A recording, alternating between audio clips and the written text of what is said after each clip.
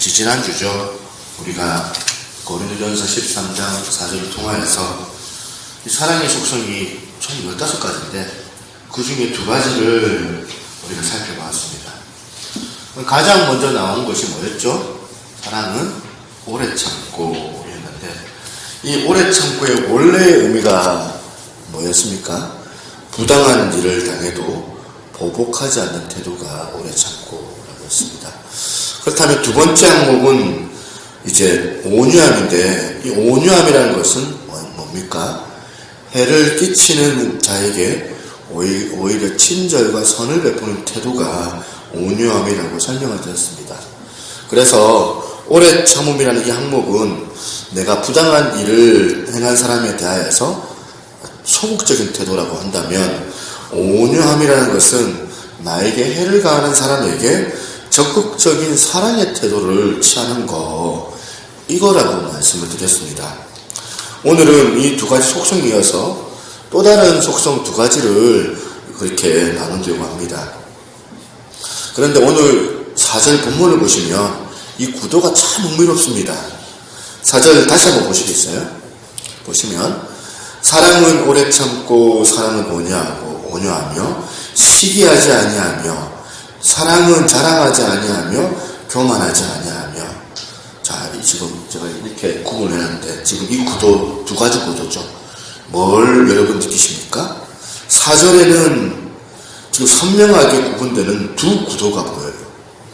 앞에 2가지는 사랑의 긍정적인 이 아가페적인 사랑을 말하는 거고, 뒤에 셋은 뭐예요? 뒤에 셋은 에로스의 부정적인 속성이에요. 그러니까 시기와 자랑과 교만. 이거는 오래 참음과 온유함에 반대되는 개념 아닙니까? 그래서 이 오래 참음과 이 온유함이 상대방을 배려하는 아가페 사랑의 속성의 특징을 나타낸다면, 지금 여기 나오는 뭡니까? 시기와 자랑과 교만은 그 초점이 자기 자신에게 맞추어져 있는 에로스 사랑에 그렇게 나타나고 있는 속성이다, 이렇게 말씀드릴 수가 있습니다.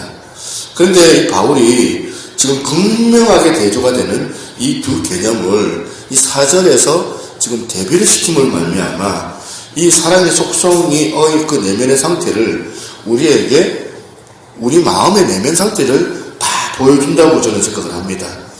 저는 이 4절에 나오는 이 긍정적인 측면, 이 2 대결 구도죠. 전반부에는 긍정적인 측면이 나오고 후반부에 나와 있는 이 부정적인 측면, 이게 오늘 이것들이 내 내면에 자리 잡고 있는 마음 상태, 이거를 꼭 CT 촬영을 해놓은 것 같아 보여요. 이 2가지 속성이 이 2가지 구도가 우리 안에 다 자리 잡고 있더라는 거예요. 그래서 갈라디아서 5장 17절처럼 육체의 소욕은 성령을 거스리고 성령은 육체를 거스리라니 이 둘이 서로 대적함으로 너희가 원하는 것을 하지 못하게 하려 함이니라. 지금 이제 육체의 소욕과 성령의 소욕, 이 2 구도, 내 안에 서로 지금 이렇게 거스리는 그런 어떤 것들인데, 오늘 이게 고린도전서 13장 4절의 구도라는 거예요. 오래 참고 온유함, 이 거룩한 성령의 소욕이 내 안에 자리 잡고 있는가 반면에, 또 한편으로는 나 자신도 어이가 없는 이 시기와 질투, 유치하기 짝이 없는 끊임없이 자기를 추구하는 자기 자랑, 그 안에 있는 내 안에 저급한 이 교만의 마음, 이 구도가 있는 거예요. 그걸 오늘도 내 안에서, 이 마음에서 싸우고 있다는 겁니다.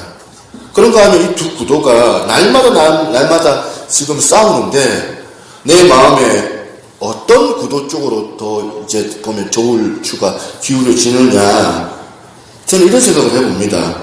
제 마음에 이런 2 구도, 이 2 갈래가 자리 잡고 있는데, 이 2 갈래 중에 어느 한쪽으로 지금 기울어져 있으면 그 기우는 것 가운데 길이 형성되더라는 길이. 제 안에 2 갈래 길이 있겠죠. 사울의 길이 한 갈래 있고, 또 한 갈래 길은 다윗의 길이 한 갈래 있을 거예요. 여러분도 다 아시지만 사울의 길은 어떤 길입니까? 시기의 길이에요. 질투의 길이에요. 자기 자랑의 길이, 교만의 길이.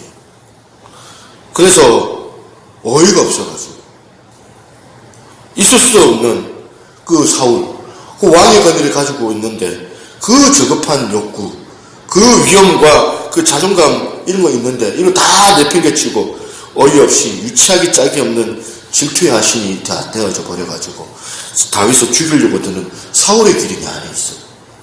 또 그런가 하면 다윗의 길도 있어요. 다윗의 길은 어떤 겁니까? 지난주에 배웠던 이 오래 참음과 이 온유함을 설명할 수 있는 인물이 바로 다윗 아닙니까? 끊임없이 자기를 죽이려고 이유 없이 자기를 괴롭히는 그 원수 이 사울에 대하여서 다윗이 어떻게 합니까? 소극적으로는 오래 참았습니다. 적극적으로는 어떻게 했어요? 온유했어요. 몇 번이나 이 사울 왕을 죽일 수 있는 기회가 있었음에도, 결정적인 기회가 찾아왔는데도 하나님의 그 기름 부은 종을 내가 어떻게 해서는 안 된다, 이런 놀라운 마음을 가지고 온유의 길을 선택해서 그를 해치지 않고 그 길을 걸어간 게 다윗이었다는 거예요. 그런데 여러분, 이 두 갈래의 길이 우리에게 놓여야 되는데, 이 시간 오늘 솔직하게 우리 자신들을 한번 돌아보자는 거예요. 저나 여러분들이나 이 내면에 있는 길이 있는데, 어느 길이 뺀질나게 그렇게 막 들락날락 거려가지고 그 길이 잘 닦여져 있고, 어떤 길은 가보지를 못해가지고 잘 안 가가지고 그 길이 막 보면 잡초가 무성하고 길이 아닌 길이 되어져가지고 이렇게 형성되어져 있지는 않습니까? 오늘 4절을 말씀해 보니까 적용해야 될 첫 번째가 이거라 생각해. 왜 우리가 기도해야 될까? 왜냐하면 불행하게 내버려두면 마치 물이 위에서 아래로 흘러가는 게 자연스럽잖아요. 자연스러운 것처럼 우리가 그냥 내버려두면 어김없이 사울의 길을 가는 게 우리 본능이에요. 우리 본능. 특별히 악해서가 아니에요. 여러분 사울 생각하면 저런 나쁜 놈이 다 있노? 어떻게 저 좋은 다윗을 저렇게 죽이려고 해? 하면서 막 격분하고 막 보면 이해할 수 없다고 이렇게 말하지만, 그런데 정신을 차려놓고 보면 이 사울의 모습이 우리 모습이에요. 우리 모습. 그렇게 혐오하고 그렇게 싫어하는 사울의 모습이 그게 제 모습이고, 제 안에 얼마나 이 저급한 욕구가 꿈틀꿈틀거리고 있는지 여러분 아십니까? 참 어이가 없어요. 저도 참 이건 마치 고3 수능 이제 보면 그 시험을 봐야 하는데 아직도 구구단 못 외우고 있는 어이없잖아요. 구구단도 못 외우고 있으면. 그게 제 모습인 거예요. 기본이 안 돼 있어요. 미분적분 공부를 해야 되는데 고3이면 아직도 구구단도 못 외우고 있으면 이게 너무나 어이없는 거잖아요. 제 안에 이런 것 때문에 고민할 때가 있어요. 내가 목사인데 오늘 한마디도 안 하고 지사님은 마음대로 결정해가지고 진행해버리고, 그건 아무것도 아닌 건데 내 마음에 평정심을 잃어버릴 때가 있어요. 이거 우리 전사에 앉아 계시지만 나한테 의논도 안 하고 마음대로 막 결정하면 마음속에 무슨 생각이 드는지 아세요, 여러분? 이거 조치를 좀 취해? 이게 이런 본능이 내 모습이거든요. 이런 저급한 욕구가 계속 제 안에 있는데, 금방 내가 말씀 가운데 정신을 차리고 나면 우리 집사님들이 어이가 없는 게 아니고 우리 전사님들이 어이가 없는 게 아니고 제가 어이가 없는 거예요. 제가 이런 유치하기 짝이 없는 생각을 하고, 제가 어제도 말씀드렸지만 비교적으로 거리적이지 않다, 저는 제 스스로 생각을 하는데, 이거 말짱 꽝이구나, 이거 내 생각하는 거 이거 아니구나. 제 속이 그렇지 않습니다. 한 번은 아주 옛날이에요. 어느 어떤 분들이 식사를 초대했는데 전사님들하고 같이 갔는데, 여기 계신 분들은 아니에요. 어떤 전사님이 제가 손님하고 같이 좀 얘기를 하려면 그 자리에 앉아야 되는데, 그 자리에 딱 이제 전사님이 앉아가지고 버티고 앉아있으니까 일날 생각을 안 하니까 제가 아무 말도 못하고 처음 맨 구석에 앉아가지고 기둥 옆에 딱 이제 제가 앉았는데 아무도 신경을 안 써주는 거예요. 아무도. 목사님 여기 와서 앉으세요. 이런 말도 안 해주는 거예요. 그러니까 제가 아무렇지도 않았을까요? 제 안에 무슨 생각이 드냐면 저 전도사가 눈치도 없어가지고 담임 목사인데 챙겨주지도 않고 라는 저급한 욕구가 그런 거래적인 이런 유치한 생각이 자꾸 드는 거예요. 가끔 저한테 의논하지도 않고 행하고 또 그러면 기분 나쁠 때가 그게 한두 번 있는 게 아니에요. 목사님 그러면 됩니까? 하는데 저만 그런 게 아니더라고요. 옆에 우리 서북이 목사님 물어봐도 그렇고요. 저쪽에 이찬수 목사님 제가 설교 들어보니까 이찬수 목사님도 그렇더라고요. 이찬수 목사님 어떤 그 수석 봉사만한테 삐져가지고 보면 자기 마음대로 막 보면 결정해가지고 막 생각하니까 나한테 물어보지도 않고 이거 잘라버려? 이런 생각을 했대요.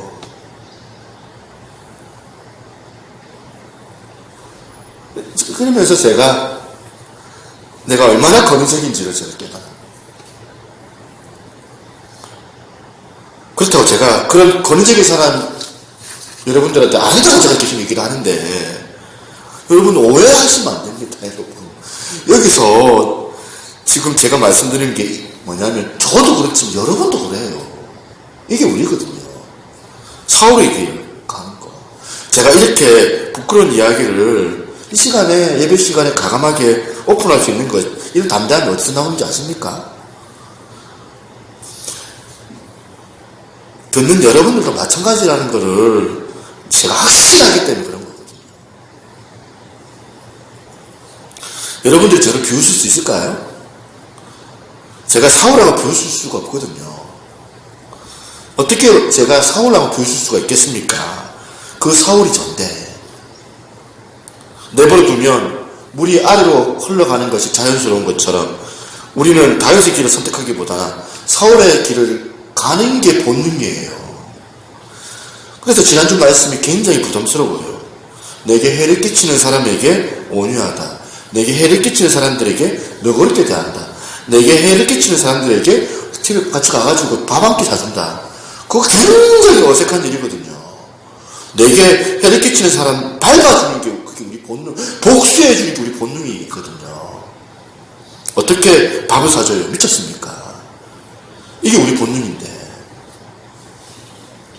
우리는 내버려두면 탄탄대로가 사울왕의 길을 가기 때문에 우리가 기도하며 우리가 억지로 말씀을 순종하려고 아까 전에 육체의 소욕, 성령의 소욕 나왔는데 우리가 싸워야 되거든요. 몸부림을 쳐서 이겨야 되는 게 필요하거든요.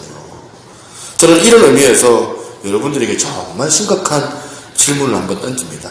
여러분들은 어떠세요? 여러분들은 사울의 길을 걷습니까? 다윗의 길을 걷고 있습니까? 내버려두면 저절로 사울의 길이에요. 말할 필요가 없어요. 이건 본능이에요. 어린아이들을 보세요. 둘째 아이 태어나면 본능적으로 아가페 사랑으로 감싸주는 거 그런 거 첫째 아이한테 없어요. 둘째가 태어나자마자 본능적으로 하는 게 뭐예요? 첫째 아이는 경계심을 가지고 그렇게 본능적으로 시기질투를 해요. 그러다가 몇 달이 지나면 인격과 믿음의 힘으로 이건 좀 말이 좀 이상하지만 좀 자기 마음을 좀 억누려 가면서 사랑으로 자기 동생을 이게 보면 바라보는 그런 마음의 생각이 바뀌는 거지. 나타나는 현상은 어떤 현상이에요? 처음부터는 사울의 모습이에요. 이게 인간의 모습이에요. 그렇기 때문에 우리가 싸워 이겨야 되는 거예요. 갈라디아서 5장 16절 말씀처럼 내가 이르노니 너희는 성령을 따라 행하라. 그리하면 육체의 욕심을 이루지 아니하리라. 지금 우리가 고린도 교회를 지금 보고 있잖아요. 고린도 교회 성도들이 지금 당을 지어가지고 팔을 나눠가지고 서로 보면 네 편 내 편 갈라져가지고 보면 시기하고 질투하는 모습을 보면서 사도 바울이 지금 꾸준히 게 뭔지를 한번 보세요. 고린도전서 3장 3절 너희는 아직도 육신에 속한 자로다. 너희 가운데 시기와 분쟁이 있으니 어찌 육신에 속하여 사람을 따라 행함이 아니리요. 지금 바울이 이 시기와 분쟁을 하는 것 자체를 지금 나무라고 있는 게 아니에요. 왜 그걸 방치했느냐는 거예요. 왜 육체의 소욕이 있음에도 너희들 확인했는데도 불구하고 그걸 내버려 두느냐는 거예요. 제 안에 약간 농담처럼 아까 전에 얘기했지만 제 안에 건의의식이 꿈틀꿈틀 있어가지고 자꾸 인정받으려고 하는 그 단임 목사로서의 그 건의의식이 꿈틀대고 이걸 어쩔 수가 없는 거잖아요. 인간의 본능이니까. 내 의지로는 어쩔 수 없어요. 제 본능이거든요. 그러나 이걸 방치해가지고 인간들 다 그렇지 뭐. 그러면서 보면 나한테 조금 좀 보면 순종적인 사람들 쓰고 좀 보면 순종적이지 않은 사람들 다 잘라버리고 정리해가지고 나한테 조금 이제 보면 이제 굽신굽신하는 그런 사람들을 채워놓고 이렇게 가도록 내버려 두고 해서는 안 된다는 거잖아요. 제가 싸워야 될 대상은 상대방이 아니고 나 자신이거든요.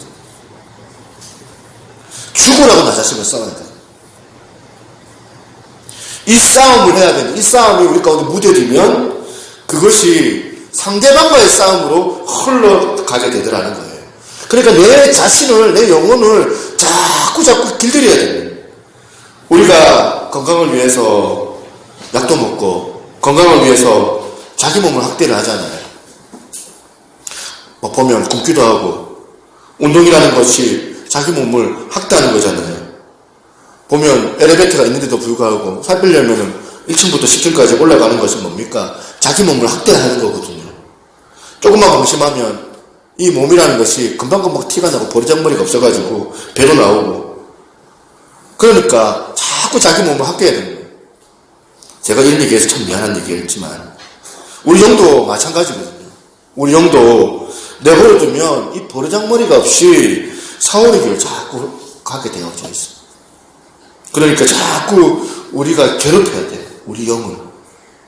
어떻게? 기도하면서, 몸부림치면서, 편하려고 하니까, 나태하려고 하니까, 게으르려고 하니까, 안 하려고 하니까, 부담 안 가지려고 하니까. 여러분이 오늘 사전의 말씀의 구도를 마음에 잘 자리 잡으실 수 있기를 바랍니다. 여기 세 번째 속성이 뭡니까? 사랑은 시기하지 아니하며 할 때 이 시기, 이 질투에 관하여서 몇 가지를 나눠보려고 해요. 첫 번째는 이 시기나 질투는 먼 사람에게 주어지는 게 아니라 가까운 사람에게 나타나는 감정이라는 거예요. 그러니까 여러분 이걸 참 우리에게 조심해야 돼요. 여러분 이거는 항상 이 부분 조심스럽습니다. 요셉의 형제들을 보세요. 형들. 요셉을 파는 원동력이 어디에서 나옵니까? 사도행전에 보니까 7장 9절 한번 보세요. 여러 조상이 요셉을 어떻게 했다고요? 시기하여 애굽에 팔았더니 하나님이 그와 함께 계셔. 요셉을 이 애굽에 팔아버릴 정도로 강한 시기심에 이 형들이 그 마음 내면에 이 시기 적개심이 자리 잡고 있더라는 겁니다. 그렇기 때문에 우리가 가까운 사람이면 가까운 사람일수록 그 관계를 위해서 기도해야 돼요. 이게 참 오류예요. 원수를 위해서는 막 보면 식음을 저 멀리 보이는 사람들을 향하여서는 식음을 전폐하고 금식을 하고 기도를 하는데 우리가 사랑하는 사람, 내가 가까이 여기고 있는 그 사람 방치하기 쉬워요. 내 가족들. 오늘부터 저는 여러분들이 정말 코이노니아 메토드이신데 멘티들 정말 마음이 가는 사람들 가까운 사람들 놓고 기도할 수 있는 여러분들 되시기를 바랍니다. 사단이 틈타지 못하도록 항상 이런 시기심 질투는 가까운 사람들에게 나타나는 거예요. 그런가 하면 두 번째 조심해야 될 게 뭐냐면 감정의 경보장치가 있다는 겁니다. 이 감정의 경보장치를 무시하면 안 돼요. 이 시기심의 출발은 아주 미세한 감정에서부터 시작되는 거거든요. 다른 사람들을 향하여서 좋게 평가하지 아니하려고 하는 이 마음. 이 속에 은밀한 이 본능이 있거든요. 누구나 다 있어요. 인정하지 않으려고 하는 그 마음의 태도. 정말 어느 교회 목사님이 막 부흥해가지고 알아보니까 설교를 너무 기가 막히게 잘한다. 그래서 그 정관 지역에 보면 교회가 막 부흥하고 있더라. 그러면 제 마음속에 본능적으로 나타나는 증상이 뭐냐면 잘하긴 뭘 잘해. 들어보니까 별것도 안 했던데. 이런 미세한 이 감정이 있더라는 거예요. 오늘 저를 예를 든 거지만 여러분 저를 자꾸 이상한 눈으로 바라보지 마세요. 이게 제가 여러분 모습이니까 모든 사람이 그런 감정이 들 수 있어요. 야, 우리가 나타나는 첫 번째 미세한 감정이 이런 감정이거든요. 상대방을 인정 안 해주려고 하는 태도. 무슨 말을 하면 안 그렇습니다 목사님, 그렇지 않습니다 하는 그 마음의 태도. 설교를 잘하긴 뭘 잘해. 하나도 잘하는 거 없더만, 별거 아니더만. 이런 미세한 감정을 방치해 놓으면 이게 자꾸 마음속에 꿈틀꿈틀 거리고 있더라는 거예요. 요셉의 형들을 보세요. 처음에 요셉이 아버지한테 받은 채색옷 입고 막 인정받고 난 다음에 나타나니까 처음에 요셉의 형들이 처음 어떻게 출발합니까? 그런 얘기 듣자마자 저 자식을 내가 죽여버려? 내가 저거 웅덩이에 파묻어서 죽여버려야 되겠다. 거기까지 간 게 아니에요. 감정이 미세하면 되는데 저 자식이 뭐가 예쁘다고 아빠는 저렇게 사랑을 해야지? 저 자식이 뭐가 사랑스러워서 아버지를 저렇게 보면 우리랑 다르게 채석옷까지 입히고, 이렇게 미세한 감정으로 출발해요. 이걸 방치하는 거예요. 이걸 방치해 놓았더니 그 다음 단계가 뭡니까? 자기랑 비슷하게 생각하는 형제들하고 만나가지고 수군대기 시작하는 거예요. 형이 보기에는 요셉이 예뻐? 맨날 쓸데없이 꿈 얘기나 하는 저 미상스러운 저놈이 형은 예뻐? 형이 아빠가 저놈을 예뻐한다는 게 정상이라고 생각해?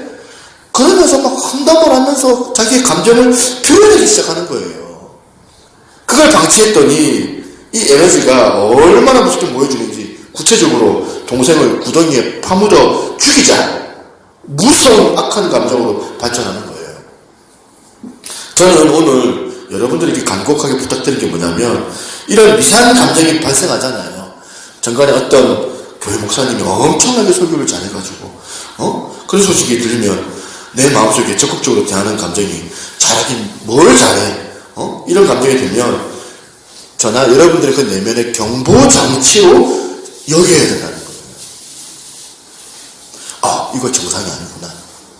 이 감정이 축복해 줘야 되는데, 목사님인데, 내가 스님도 아니고, 목사님이 저렇게 태도를 잘하는데, 내가 주님의 이름으로 칭찬해 줘야 되는데, 내가 왜 그런 태도를 내가 가져야 해? 이걸 내 마음의 경보장치로 받아들여야 된다는 거예요. 그리고 자꾸 내 마음속에 막 수군대기 시작하는 게 나오기 시작합니다. 쓸데없이 막 전화를 해가지고, 집사님, 그 집사님 행동 봤죠?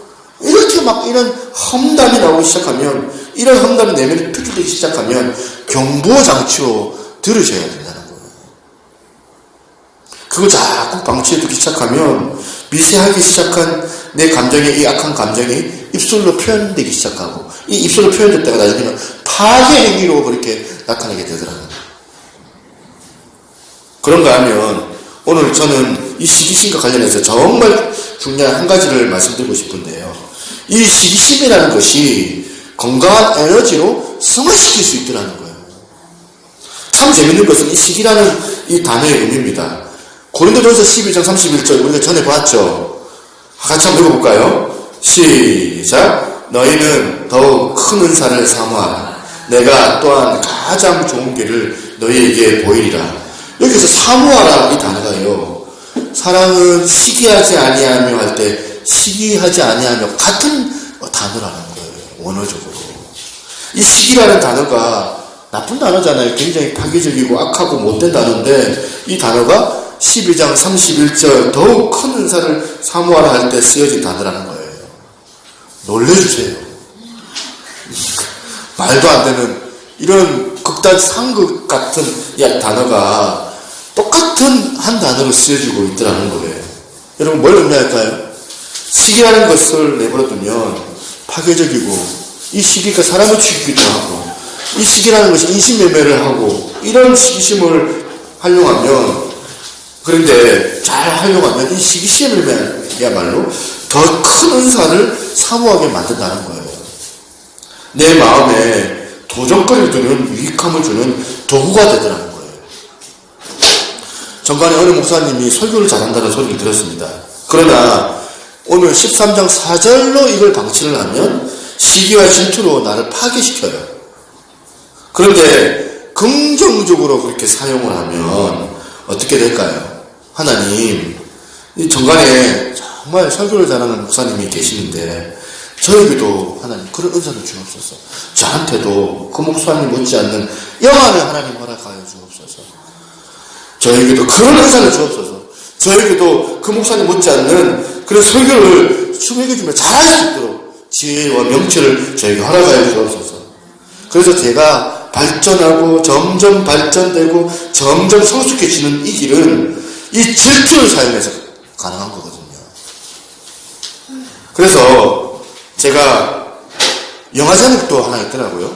영화제 뭐 질투는 나의 힘. 이게 막 부정적인 이야기인지 영화를 안 봐가지고 잘 모르겠는데 이 단어를 구어처럼 해보는 거예요. 질투는 나의 힘. 그러고 보면 오늘 이 중요한 마음의 고백을 하자면 이거 저도 보니까 질투는 나의 힘이었어요. 지금까지 이만큼 그래도 그나마 여기까지 오게 된 이유도 상당 부분 그 동력이 어디서 왔냐면 질투였어요. 13장 4절에 이 질투가 흐르지 않고 12장 31절 더 큰 은사를 사모하는 힘으로 에너지를 이 질투가 사용되니까 이 질투가 내 안에서 얼마나 큰 동력이 됐는지 몰라요. 오늘 이것이 저나 여러분들에게 아름다운 교훈으로 들려지시기를 바랍니다. 저는 성경에 나와 있는 인류 최초의 살인자 이 가인 생각할 때마다 안타까운 게 그거예요. 동생 아벨과 함께 제사를 드렸는데 이 아벨만 하나님이 칭찬하신 거예요. 누구라서 질투하지 않겠습니까? 그 상황은. 누구라서 시기하지 않겠습니까? 가인의 마음이 너무 이해가 돼요. 마음에 너무너무 동생을 향한 부러움과 질투심과 시기심이 생기는 것은 너무 제가 그 입장에 대보면 나도 그렇게 될 것 같아요. 너무 이해가 돼요. 그런데 이 가인이 이 질투를 가지고 오늘 본문에 고린도전서 13장 4절에 있는 질투, 이 파괴적인 이 질투, 파괴적인 시기심으로 그러지 않고 그때 가인이 그 질투를 고린도전서 13장 31절로 더 큰 은사를 사모하라 할 때 이 사모로 이 질투를 흘려보냈다면 얼마나 좋았겠습니까? 동생에게 바라보면 참 쓰라린 그 마음이 있지만 물어보는 거예요. 찾아가서 넌 도대체 뭘 잘했길래 하나님 앞에 그 칭찬을 들었니? 나도 좀 배우자. 왜 니만 칭찬을 듣냐? 나도 너처럼 되고 싶다. 자문을 구하요. 아벨에게. 아벨이 가졌던 그 좋은 것을 자기가 취했으면 그런 비극을 막을 수 있었을 거예요. 오늘 여러분 내면의 질투를 여러분들 어디로 흘려보내고 있습니까? 대부분 13장 4절 질투로 흘려보내기 때문이기 때문에 문제라는 거예요. 질투를 없앨 수가 없어요. 본능이거든요. 근데 더 큰 은사를 사모하라고 하는 긍정적인 방향으로 물꼬를 틀 수 있는 여러분들, 지혜로운 여러분들 되시기를 바랍니다. 두 번째 나오는 이 사랑의 오늘 이제 속성이 뭐냐? 자랑하지 않냐하며. 여기서 자랑이라는 단어가 가장하다는 뜻이에요. 가장하다. 이 페로스라는 단어예요. 이 자랑하다는 원래 의미가 가장하다는 이 단어로 우리가 알아야 돼요. 그러니까 우리가 뭔가 육신적인 자랑을 하잖아요. 육신적인 자랑을 하면 거기에 벌써 가장이 포함되어져 있다는 것을 우리가 알아야 돼요. 우리가 자꾸 이런 자랑에 몰두되어져 있으면 처음에는 남을 속이고 그 다음에 자기 자신도 속여요. 자기가 진짜 잘하는 줄 알아요. 아무것도 아니면서. 하나님 보시기에 그런 육신적인 자랑을 쓰레기통에 넣어야 될 텐데 자꾸 세상의 자랑, 육신의 자랑, 안목의 자랑 이걸 자꾸 방치해 놓으니까 이제 자기 과장에 이게 심취에 들어가가지고 남도 속이고 그리고 그 다음에 자기도 속이는 그런 거품 인생이 되는 거예요. 자기가 굉장히 좋은 사람으로 여겨요. 그런가 하면 또 한 가지 이런 자랑하는 것은 결과적으로 나를 해롭게 만드는 무서운 독소라는 거예요. 요셉을 보세요. 그 미숙함이 요셉에 있다 보니까 자꾸 자기 꿈꾼 것 같고 자기 형님들한테 찾아가고 꿈자랑하고 자기 자랑을 하니까 그 결과가 어떻게 돼요? 독이 되잖아요. 남의 나라로 팔려가는 비극을 봐요.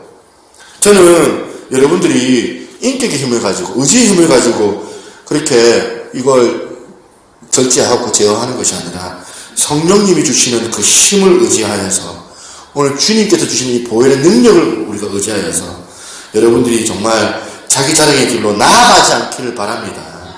가장하고 실제 자기보다 크게 생각하고 정확하게 자기를 인식하고 실존을 파악하는 그런 사람은 자기 자랑에 의존하지 않거든요. 영적인 자랑도 있잖아요, 우리 가운데. 또 한 가지 자랑에 관련돼서 그 자랑의 내용이 여러분들의 영적인 상태를 말해줘요. 지난주 한 주 동안 여러분 뭘 자랑했습니까? 사람들한테 자식 자랑, 물질 자랑, 내 인격을 또 자랑하고. 그게 여러분들의 인격의 상태거든요. 영적 상태. 바울을 보세요. 참 의미 있는 말씀을 합니다. 빌립보서 3장 4절에 보니까, 그러나 나도 육체를 신뢰할 만하며 만약 누구든지 다른 이가 육체를 신뢰할 것이 있는 줄로 생각하면 나는 더욱 그러하리니, 나는 8일 만에 할례를 받고 이스라엘 족속이요 베냐민 지파요 히브리인 중에 히브리인이요 율법으로는 바리새인이요 열심으로는 교회를 박해하고 율법의 의로는 흠이 없는 자라. 여러분, 이렇게 자기를 자랑하고 자기 그 가문을 자랑하고 자기 지식을 자랑하는 이 시점이 어느 시점이었습니까? 다메섹 도상 이전입니까? 다메섹 도상 이후입니까?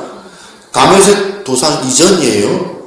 예수님을 인격적으로 만나기 이전에는 자기 자랑이 넘쳤어요. 그 이전의 자랑은 전부 육체적인 것들이었어요. 근데 예수님을 인격적으로 만나고 나서 그가 어떻게 변했습니까? 7절 8절 같이 한번 읽어볼까요?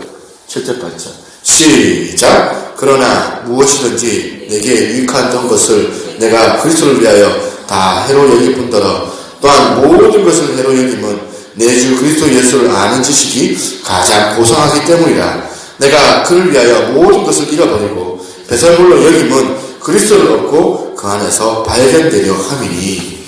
저는 오늘 여러분들이 이 시간 여러분들의 그 자랑의 내용이 달라지는 그 변화가 있을 줄로 믿습니다.